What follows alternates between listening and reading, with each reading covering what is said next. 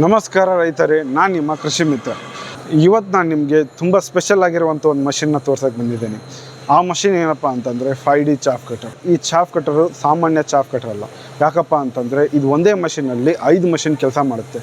ಅದು ಏನೇನು ಮಾಡುತ್ತೆ ಅಂತ ಹೇಳ್ತೀನಿ ಬನ್ನಿ.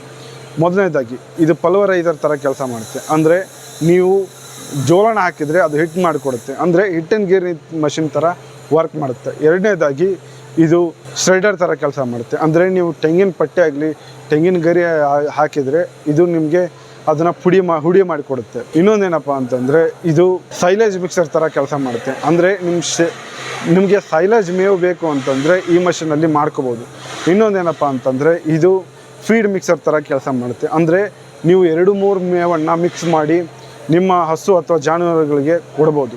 ಇನ್ನೊಂದೇನಪ್ಪ ಅಂತಂದರೆ ಇದು ಚಾಫ್ ಕಟರ್ ಥರ ಕೆಲಸ ಮಾಡುತ್ತೆ. ಅಂದರೆ ನೀವು ಯಾವುದೇ ಮೇವನ್ನು ಹಾಕಿದರೂ ಅದನ್ನು ಸಣ್ಣದಾಗಿ ಕಟ್ ಮಾಡಿಕೊಡುತ್ತೆ. ಇದ್ರ ಬಗ್ಗೆ ಹೆಚ್ಚಿಗೆ ತಿಳ್ಕೊಬೇಕು ಅಂತಂದರೆ ಸ್ಕ್ರೀನ್ ಮೇಲೆ ನಂಬರ್ಗೆ ಕಾಲ್ ಮಾಡಿ.